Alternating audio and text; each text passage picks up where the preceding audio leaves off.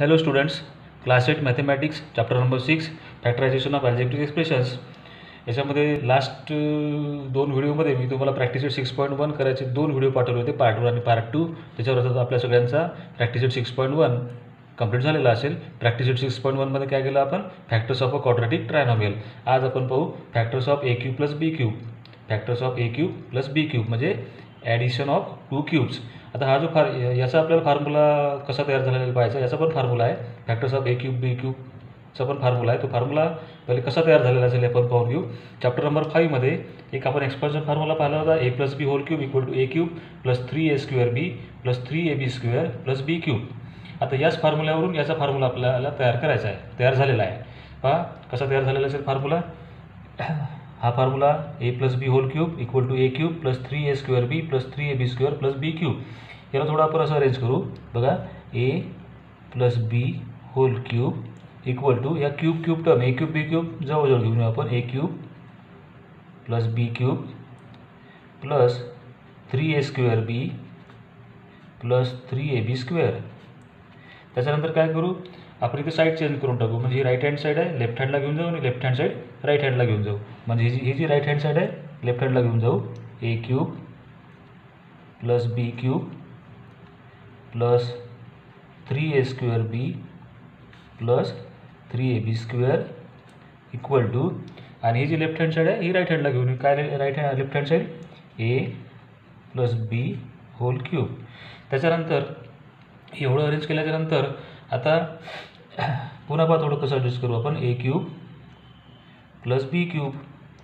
आता या साईडला हे प्लस 3a² बी आणि प्लस 3ab² आहे. ह्या दोन्ही टर्म आपण राईट हँड साईडला घेऊन येऊ पुन्हा. म्हणजे ह्या दोन्ही टर्म पॉझिटिव्ह आहे, तर राईट हँड साईडला आल्याबरोबर कसं म्हणजे तर निगेटिव्ह होऊन जाईल. पहा, equal to A plus B whole cube plus 3a² B right hand साईडला आणली, प्लस इकडे झाल्यावर मायनस 3a² बी आणि हे प्लस आहे तिकडे मायनस 3ab². त्याच्यानंतर परत पहिला थोडं असं ॲडजस्ट करत करत जाऊ आपण. A cube plus B cube equal to, आता हे जी मधल्या जो या राईट हँड साईडला ज्या दोन टर्म आहे मायनस 3a² बी आणि मायनस 3ab², या ज्या दोन टर्म आहे याला एक पॉलिनॉमियल समजा. पॉलिनॉमियल आहेच तो. या दोघांमधून याचे आपण फॅक्टर करू. बघा बरं, ए प्लस बी होल क्यूब जसं आहे तसंच लिहू. आता या दोघांमधून मायनस 3a² बी आणि मायनस 3ab² दोघांमधून का दोन्ही निगेटिव्ह साईन कॉमन काढलं. 3 दोघांमध्ये 3 कॉमन काढला. a² आणि एमधून ए कॉमन निघाला. b² आणि b² मधून बी कॉमन निघाला. म्हणजे मायनस 3ab कॉमन निघाला. मायनस 3ab कॉमन निघाल्याच्यानंतर मग आता इथे काय राहील, मायनस 3a² बी मधून मायनस 3ab कॉमन निघाला. म्हणजे इथे काय राहील फक्त ए, इथे काय राहिला ए. त्याच्यानंतर मायनस 3ab² मधून मायनस 3ab कॉमन निघाला. म्हणजे इथे काय राहील प्लस बी, इथे काय राहिला प्लस बी. म्हणजे आता हे कसं झालं, A cube plus B cube equal to A plus B whole cube minus 3ab into bracket A plus B. त्याच्यानंतर A cube plus B cube. त्याच्यानंतर ही जी ब्रॅकेट आहे या ब्रॅकेटचा क्यूब आहे, या ब्रॅकेटचा क्यूब आहे. याला जर आपण असं लिहिलं काही मिळत नाही. ए plus B into A plus B whole square. कारण पण ए प्लस बी क्यूब आहे ना, क्यूबला आपण असं स्प्लिट दोन भाग केले याचे. म्हणजे A plus B into A plus B whole square म्हणजे ए प्लस बी क्यूब झालं ना. ए प्लस बी क्यूबला कसं लिहिलं आपण, A plus B into A plus B whole square minus 3ab into A plus B. बाकी सगळं जसं तसं. त्याच्यानंतर आता इथे बघा हा एवढा भाग, इथे पण ए बी आहे आणि इथे पण ए प्लस बी आहे आणि इथे पण ए प्लस बी आहे. म्हणजे ए प्लस बी दोघांमध्ये त्याला कॉमन काढून देऊ आपण. म्हणजे काय राहील, A cube plus B cube equal to या दोघांमधून ए प्लस बी ही ब्रॅकेट कॉमन निघाली, ए प्लस बी ही ब्रॅकेट कॉमन निघाली. आणि मग नंतर काय राहिलं इथे बघा, A plus B into A plus B whole square. याच्यामधून ए प्लस बी कॉमन काढला म्हणजे इथे काय राहिला ए प्लस बी होल स्क्वेअर आणि minus 3ab into A plus बी मधून ए प्लस बी कॉमन काढला म्हणजे इथे काय राहिलं मायनस 3ab. ठीक आहे. त्याच्यानंतर A cube plus B cube equal to A plus B into, आता हे जे आहे A plus B whole square, A plus B whole square हा जो फॉर्म्युला आपला 7व्या वर्गामध्ये झालेला आहे expansion of 1 + b whole square, काय त्याचा formula a² + 2ab + b² - 3ab. त्याच्यानंतर इथे बघा बरं काही लाईट टर्म दिसते आपल्याला, लाईट टर्म बघा, लाईट टर्म आहे बघा +2ab आणि -3ab, याची आपण ॲडिशन सबट्रॅक्शन करू शकतो. +2ab -3ab +2ab -3ab म्हणजे -1ab, 2 - 3 +2 - 3 म्हणजे -1, म्हणजे याला कसं लिहू परत आपण बघा a³ + b³ = a + b into इथे बघा a² +2ab -3ab +2 - 3 म्हणजे +ab, सॉरी +2ab -3ab म्हणजे इथे -ab 2 - 3 -ab 2 - 3 -1 2 - 3 -1 +1ab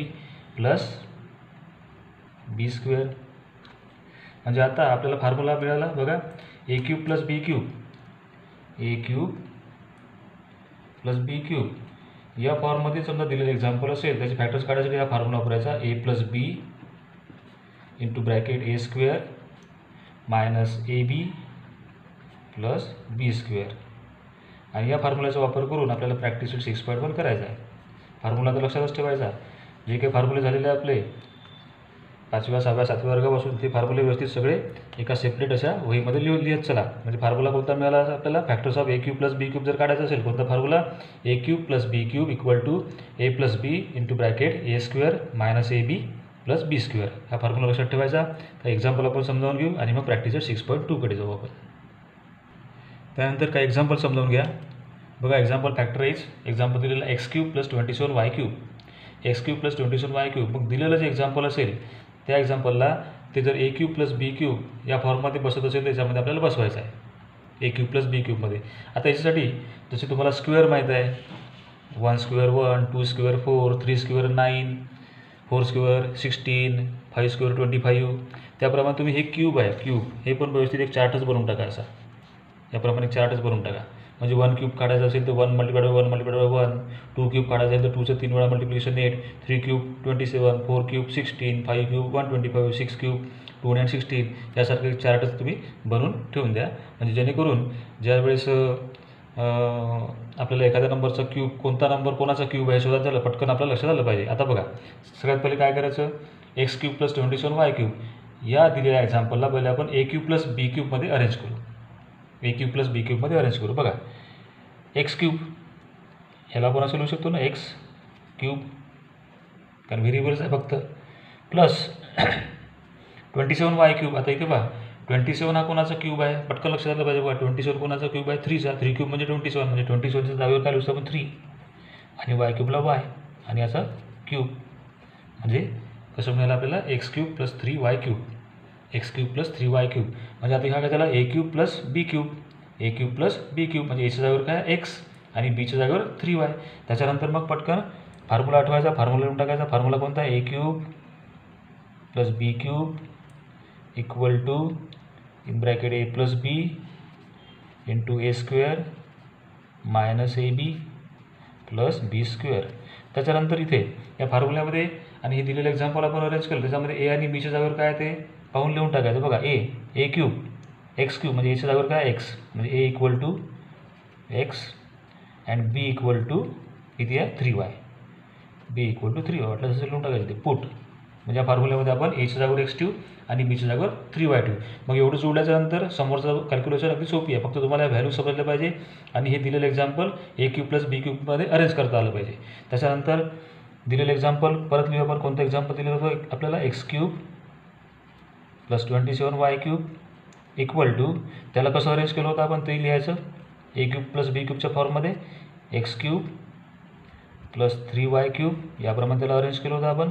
मग आता खाली इक्वल टू लावून आता ह्या x³ + 3y³ म्हणजे हा a³ + b³ फॉर्ममध्ये अरेंज केला आपण इथेच. मग आता इथे याच्या खाली हा फॉर्म्युला वापरायचा आणि फॉर्म्युल्यामध्ये एच्या जागेवर एक्सची व्हॅल्यू ठेवायची आणि बीच्या जागेवर 3yची व्हॅल्यू ठेवायची. मग काय होईल बघा a + b a म्हणजे किती आहे x + 3y इंटू ब्रॅकेट. आता इथे स्क्वेअर ब्रॅकेट घ्यायची सुरुवातीला, मग स्क्वेअर ब्रॅकेट निघून जाईल. बघा ए प्लस बी, ए म्हणजे एक्स प्लस बी म्हणजे 3y, ए प्लस बी झालं. त्याच्यानंतर ए स्क्वेअर, ए म्हणजे कोण आहे X, X square minus A B म्हणजे minus A multiplied by B म्हणजे minus A multiplied by B म्हणजे X multiplied by Y, X multiplied by B म्हणजे X multiplied by 3y plus B square, B म्हणजे कोण आहे 3y म्हणजे 3y square equal to. मग आता एवढं झाल्याच्या नंतर शेवटचा आन्सर बघा, या सेकंड ब्रॅकेटमध्ये जे स्क्वेअर आणि मल्टिप्लिकेशन आणि स्क्वेअर आहे हे काढून टाकायचे. बघा काय राहील मग इथे X plus 3y into X स्क्वेअरच राहील, multiplication minus x into 3y म्हणजे minus 3xy plus 3y square म्हणजे 3y इंटू 3y म्हणजे तो काय झाला 9y स्क्वेअर. हे झाले factors of x cube plus 27y cube. काय मिळाले x plus 3y into bracket x square minus 3xy plus 9y square. याप्रमाणे करायचं आपल्याला. परत काही एक्झाम्पल समजून घ्या.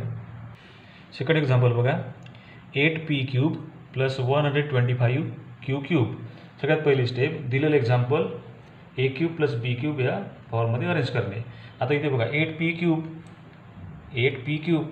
8 कोणाचा क्यूब आहे पटकन लक्षात आलं पाहिजे. 8 हा कोणाचा क्यूब आहे 2चा म्हणजे 8च्या जागेवर 2, पी क्यूबला पी म्हणजे 2p क्यूब ब्रॅकेट लावून असा क्यूब लिहायचा प्लस 125 क्यू क्यूब 125 कोणाचा क्यूब आहे 5चा मग पटकन 125 क्यूब कोणाचा 5चा 5 क्यूब आणि ब्रॅकेट लावून क्यूब लिहायचा.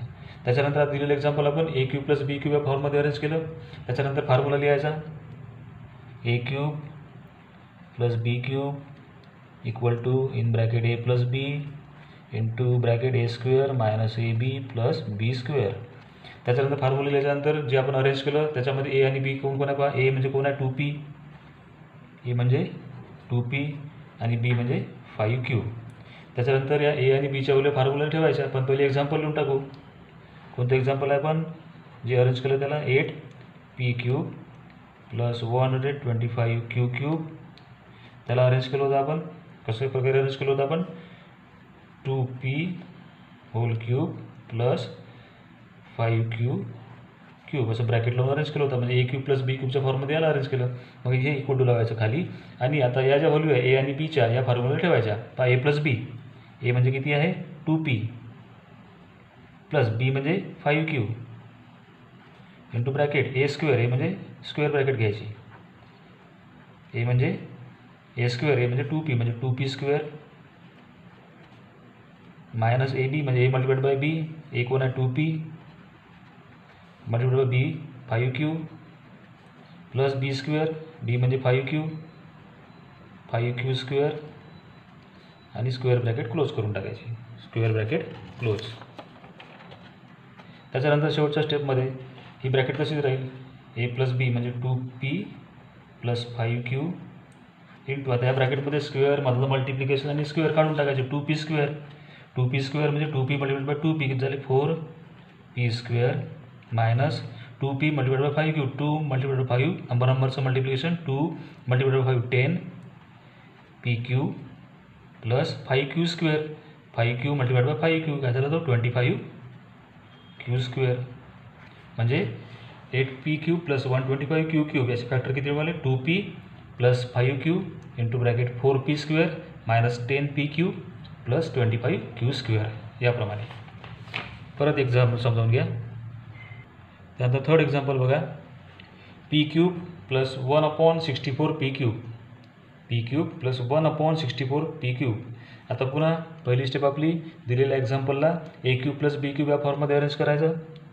तर कसं होईल p क्यूब म्हणजे याला आपण असं लिहू शकतो p क्यूब प्लस आता इथे न्यूमरेटर आणि डिनोमिनेटर दोघांना अरेंज करायचं आहे बघा 1 हा कोणाचा क्यूब आहे 1चा म्हणजे 1 अपॉन 64 हा कोणाचा क्यूब आहे 4चा 64 कोणाचा क्यूब आहे 4चा. तुम्ही तो चार्टच भरून टाकायचा क्यूबचा 1 क्यूब 2 क्यूब किती 10 टू 20पर्यंत कमीत कमी. 64 कोणाचा क्यूब आहे 4चा आणि p आणि या पूर्ण याचा घेऊ आपण क्यूब न्यूमरेटर डिनोमिनेटरचा क्यूब 1 क्यूब 1 अपॉन 64 कोणाचा क्यूब आहे 4चा आणि p क्यूब p आणि पूर्ण ब्रॅकेटचा क्यूब म्हणजे हा झाला A cube plus B cube या फॉर्ममध्ये. मग आता फॉर्म्युला पाठ सुरू करून टाकायचा. A cube plus B cube equal to in bracket A plus B into A square minus A B plus B square. त्याच्यानंतर फॉर्म्युल्यामध्ये व्हॅल्यूज ठेवू आपण. पुट बघा एच्या जागेवर काय पी आणि बीच्या जागेवर 1/4p. बीच्या जागेवर 1/4p. त्यानंतर दिलेलं example P cube plus 1/64 P cube equal to त्याला जे आपण अरेंज केलं ए क्यूब प्लस बी क्यूबमध्ये P cube plus 1/4p whole cube. ठीक आहे, याप्रमाणे. त्याच्यानंतर असं अरेंज केल्याच्यानंतर इक्वल टू आता इथे हा झाला A cube plus B cube. Formula ठेवायचा ए प्लस बी. ए म्हणजे काय पी प्लस बी म्हणजे 1/4p इंटू स्क्वेअर ब्रॅकेट घ्यायची. काय ए स्क्वेअर. ए म्हणजे कोण आहे पी म्हणजे P square minus A B म्हणजे A multiplied by B. A किती आहे P multiplied by B. B म्हणजे 1/4p. ठीक आहे, plus B square plus B square. B म्हणजे कोण आहे 1/4p म्हणजे 1/4p होल स्क्वेअर आणि स्क्वेअर ब्रॅकेट क्लोज करून टाकायची. त्याच्यानंतरच्या स्टेपमध्ये ही जी सेकंड ब्रॅकेट आहे त्याच्यामधले स्क्वेअर मधलं मल्टिप्लिकेशन आणि स्क्वेअर काढून टाकायचे. बघा कसं होईल. P plus 1/4p into P square minus आता इथे बघा हा पी आणि हा पी हा न्यूमरेटरमध्ये हा डिनॉमिनेटरमध्ये हा पी आणि हा पी कॅन्सल झाले म्हणजे काय राहिलं तर -1/4 प्लस 1/4p स्क्वेअर म्हणजे न्यूमरेटरचा स्क्वेअर घ्यायचा डिनॉमिनेटरचा स्क्वेअर घ्यायचा 1 square 1/4p square 16p square. म्हणजे हे झाले factors of P cube plus 1/64p cube. काय मिळाले P plus 1/4p into bracket P square minus 1/4 plus 1/16p square. याप्रमाणे. परत एक एक्झाम्पल पाहू. त्यानंतर नेक्स्ट बघा नंबर 3 एक्झाम्पल लिहिलेलं आहे 250p क्यूब प्लस 432 क्यूब. आता इथे बघा दोघाला पण आपण अरेंज करू ए क्यूब प्लस बी क्यूब या फॉर्ममध्ये. पण इथे बघा 250 हा कोणाचा क्यूब आहे हा बरं दिसतो का इथे 250 हा कोणाचा क्यूब नाही आहे. 432 हा सुद्धा कोणाचा क्यूब नाही आहे. मग आता इथे काय करायचं थोडा दोघांमधून काही कॉमन निघते का पाहून घ्यायचं पहिलेच. बघा 250 आणि 432 हे दोन नंबर आहे ना. नंबरमधून पहा दोघांमधून 2 कॉमन निघते. मग इथेच काय करायचं दोघांमधून पण 2 कॉमन काढून टाकला. 2 कॉमन काढून टाकल्याच्यानंतर 250p क्यूब 250मधून 2 कॉमन निघाला म्हणजे इथे काय राहील 250 डिवाइड बाय 2 म्हणजे त्याला 125p क्यूब प्लस 432मधून 2 कॉमन निघाला म्हणजे इथे राहिला 216 क्यूब. त्याच्यानंतर हा 2 तर आपण कॉमन फॅक्टर निघाला 2 तर पहिले जे कॉमन फॅक्टर निघून गेला. मग आता एवढं जे आहे याला आपण अरेंज करू ए क्यूब प्लस बी क्यूबमध्ये. याला अरेंज करू आपण ए क्यूब प्लस बी क्यूबमध्ये. बघा 2 इंटू स्क्वेअर ब्रॅकेट घ्यायची. बघा 125p क्यूब 125p क्यूब 125 कोणाचा क्यूब आहे 5चा आहे ना. बघा आता अरेंज होते ना 125 कोणाचा क्यूब आहे 5चा म्हणजे इथे 5 आणि पी क्यूबला पी 5p क्यूब प्लस 216 कोणाचा क्यूब आहे 6चा म्हणजे इथे 6 क्यूबला क्यूब आणि पूर्ण क्यूब. म्हणजे याला अरेंज केलं 125p क्यूब प्लस 216 क्यूबला अरेंज केलं आपण 5p cube plus 6q cube. ठीक आहे, याप्रमाणे अरेंज केलं. मग आता एवढीच ब्रॅकेट आहे इथेच आपण फॉर्म्युला वापरू ए क्यूब प्लस बी क्यूबचा formula A cube plus B cube equal to A plus B into bracket A square minus A B plus B square. त्याच्यानंतर इथे पुट बघा ए इक्वल टू एच्या जागेवर काय 5p. इथेच आपल्याला फॉर्म्युला अप्लाय करायचा 2 सेपरेट बाहेर आलेला पहिलेच फॅक्टर बाहेर निघालेला आहे 2 ए इक्वल टू 5p आणि बी इक्वल टू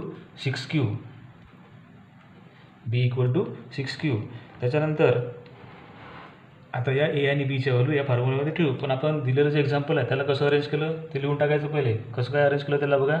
एक्झाम्पल कोणतं दिलं होतं आपल्याला 250 P cube plus 432 Q cube. हे एक्झाम्पल दिलं होतं. याला आपण अरेंज कसं केलं? याप्रमाणे अरेंज केलं ना. याला कसं अरेंज केलं बघा.